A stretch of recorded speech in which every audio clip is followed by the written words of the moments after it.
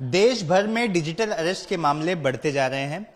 Collar किसी न किसी एजेंसी का नाम लेकर लोगों को डराते हैं, उन्हें डिजिटली अरेस्ट करने की बात करके उनकी ठगी करते हैं। ऐसे ही डिजिटल अरेस्ट करने वाले साइबर ठगों से बचने के लिए मुंबई पुलिस ने शुरू किया है डिजिटल रक्षक। ये है डिजिटल रक्षक कक्ष का कंट्रोल रूम, जहां पर एबीपी न्यूज की टीम पहुंची है। हम आपको अंदर दिखाएंगे कि कैसे आखिर ये टीम काम करती है और आपको डिजिटल अरेस्ट होने से बचाती है। ये डिजिटल रक्षक का कंट्रोल रूम है। आप देख सकते हैं यहाँ पर अधिकारी बैठे हुए हैं। सीनियर अधिकारी लगातार यहाँ पर आते हैं, मॉनिटर करते हैं, पूछते हैं। कर्मचारी हैं, एक अधिकारी हैं, वरिष्ठ अधिकारी लगातार इसे मॉनिटर करते हैं। दत्ता सर हैं, हम उनसे बात करेंगे। सर, ये जो डिजिटल रक्षक है, ये बनाने की जो संकल्पना है डिजिटल अरेस्ट से बचाने के लिए लोगों को है, लेकिन कई बार सरकार लोगों को अवेयर कराती है कि ऐसा कोई अरेस्ट नहीं कर सकता। ये कक्ष लोगों की कैसे मदद करेगा? आप सभी को मालूम है कि cyber fraud is on rise nowadays. अगर डिजिटल अरेस्ट की बात करते हैं तो 2024 में हम लोगों ने टोटल 195 केसेस दर्ज किए गए हैं और उसमें लोगों के 137 करोड़ रुपए उन लोगों ने गंवाए हैं। इस साल की अगर बात करूं तो 31 मार्च 2025 तक टोटल कुल मिला के हम लोगों ने 70 केसेस अब तक दर्ज किए गए हैं, जिसमें लोगों ने 76 करोड़ रुपए गंवाए हैं। ये जो आंकड़ा है वो बहुत तेजी से बढ़ रहा है और विक्टिम की संख्या भी बढ़ रही है। सर, मैं जानना चाहता हूं कि मान लीजिए कॉलर किसी जैसे इतने सारे केसेस हुए हैं, इस कक्ष का काम क्या है? केस होने से पहले, मतलब क्राइम होने से पहले रोका जा सके। एकदम बराबर है और इस उद्दिष्ट को मद्देनजर रखते हुए हमारे जो कमिश्नर साहब है, जॉइंट कमिश्नर साहब हैं और डीसीपी साइबर साहब जो है, इन लोगों ने ये योजना जो है डिजिटल रक्षक की योजना चालू की है, जारी की है, जिसके अंदर डिजिटल अरेस्ट में होता क्या है, विक्टिम को डराया जाता है कि उसका बैंक अकाउंट जो है मनी लॉन्ड्रिंग के लिए इस्तेमाल किया गया है या उसके सिम कार्ड का गलत इस्तेमाल हो रहा है और उसके कारण उनके खिलाफ एफआईआर दर्ज हो रही है और बहुत सारी बार उस एफआईआर की कॉपी और अरेस्ट वारंट की कॉपी विक्टिम को भेजी जाती है। उसको देखकर और पढ़कर विक्टिम और डर जाता है। कैसे भेजते हैं वो लोग? व्हाट्सएप पे भेजते हैं? वो व्हाट्सएप पे एफआईआर की कॉपी या तो नोटिसेस, अरेस्ट वारंट की कॉपी भेजते हैं। वो जब पढ़ते हैं विक्टिम्स, तभी उन लोग को ऐसा लगता है कि ये सही है और ये सही है या गलत, इसकी जांच पड़ताल करने के लिए अब तक कोई सुविधा नहीं थी। कई बार पुलिस वाला अपने आप को सही बताने के लिए अपनी आईडी कार्ड भी भेजता था क्या? एकदम बराबर। जो भी सीबीआई ऑफिसर्स बताकर या पुलिस ऑफिसर बताकर जब उनको विक्टिम को डराया जाता है, तभी बहुत सारी बार पुलिस ऑफिसर्स या सीबीआई ऑफिसर्स के जाली या नकली आइडेंटिटी कार्ड भेजे जाते हैं ताकि विक्टिम को ऐसा लगे कि ये सही में ईडी के ऑफिसर्स या सीबीआई के ऑफिसर्स या पुलिस ऑफिसर्स हैं। क्या ये वीडियो कॉल पे पुलिस स्टेशन में बैठे हैं, ऐसा भी पोर्ट्रे करा देते हैं यूनिफॉर्म पे? यूनिफॉर्म पुलिस ऑफिसर्स या सीबीआई ऑफिसर्स या ईडी के ऑफिसर्स या कस्टम्स ऑफिसर्स के यूनिफॉर्म पहन के वीडियो किया जाता है ताकि विक्टिम को ये लगे कि ये सही में जेन्युइन पुलिस ऑफिसर्स है। तो मान लीजिए किसी को ऐसा वीडियो कॉल आता है तो उसने क्या करना चाहिए? तुरंत वीडियो कॉल कट करना चाहिए और आपको कॉल करना चाहिए?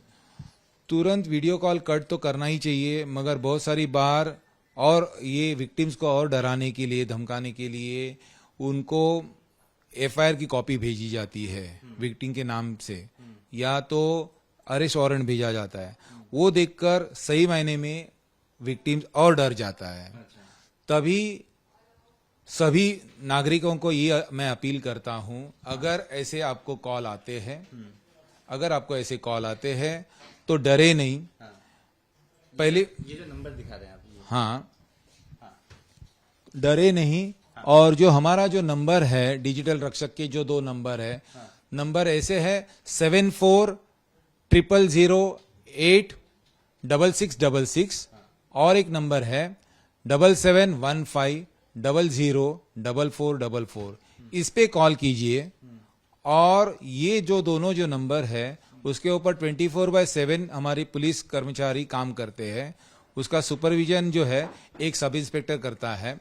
ये मैं ये दिखाना चाहूंगा, मतलब ये पैनल है, ऐसे ही पैनल रहने वाला है। मतलब आप जरा डिफाइन कर सकते हैं ये लोग कौन है, मतलब कौन कौन से रहे?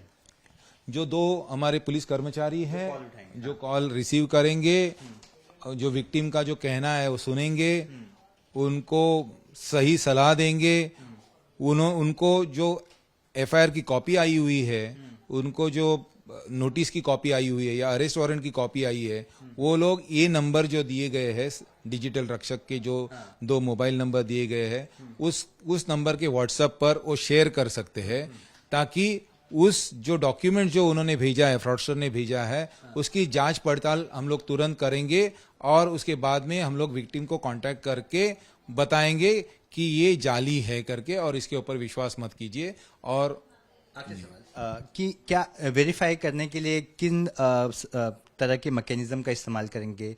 जिस तरह से नोटिस आई है या फिर कोई आईडी कार्ड भेज दे रहा है, वीडियो कॉल कंटिन्यू करके रखा हुआ है, जो डरा देते हैं। तो पहले तो लोग डर जाते हैं, कई बार आपको संपर्क नहीं कर पाते।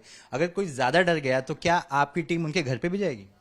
जी हाँ, उनको धीरज देने के लिए, उनका हौसला बढ़ाने के लिए, क्योंकि जब आदमी डर जाता है, जब विक्टिम डर जाता है तो एकदम ट्रॉमाटाइज हो जाता है।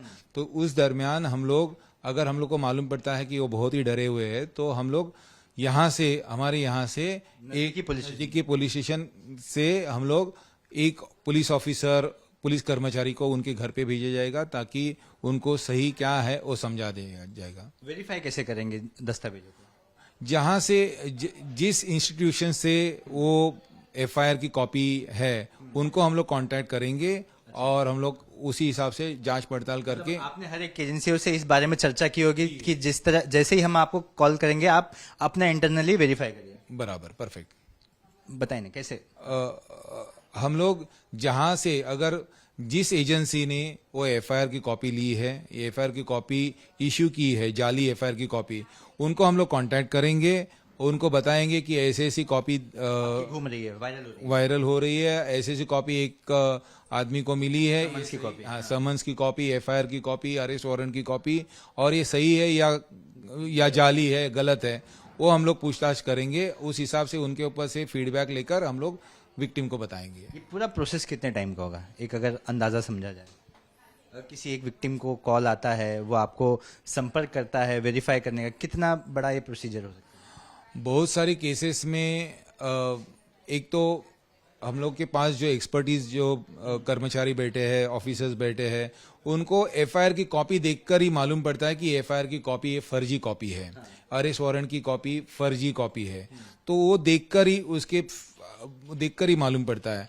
जब अगर ये फ्रॉडस्टर जब हायर लेवल का प्रिसिशंस रखेंगे, तभी हम लोग को जहां से वो एफआईआर दिख रही है, जहां से भी दर्ज किया का होने का दावा करना, जिस इंस्टीट्यूशन, जिस पुलिस स्टेशन ने दर्ज की है, उनको हम लोग डायरेक्ट कांटेक्ट करेंगे, उनको हम लोग वो भेजेंगे और उसकी जांच पड़ताल करके हम लोग विक्टिम को बता देंगे। देखिए, आप साइबर एक्सपर्ट भी हैं, साइबर थाना चला रहे हैं, आप नागरिकों से क्या कहेंगे? डरे नहीं, डिजिटल रक्षक साथ में।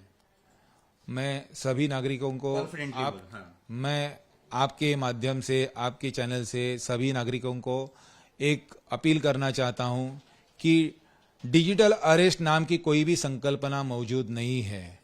अगर आपको इस प्रकार के कॉल्स आते हैं तो आप डरे नहीं और आप शांति से वो सुनिए और उसके बारे में जो जानकारी है, इंफॉर्मेशन है, वो पुलिस के साथ शेयर कीजिए। नजदीक के पुलिस स्टेशन में जाकर शेयर कीजिए, नहीं तो 1930 पे शेयर कीजिए, नहीं तो अभी जो नए हम लोगों ने डिजिटल रक्षक नाम के जो 2 नंबर्स दिए गए हैं उसके ऊपर आप कांटेक्ट कीजिए। हम आपके साथ हैं, है ना? हम आपके साथ हैं। बिल्कुल। तो देखिए, ये मुंबई पुलिस है और हमेशा आपके साथ है। अगर आपको कोई भी साइबर ठग कॉल करता है, कहता है कि वो सीबीआई से है, ईडी से है, किसी राज्य की पुलिस से है, आपको डिजिटली गिरफ्तार किया जाता है, तो डरिए मत।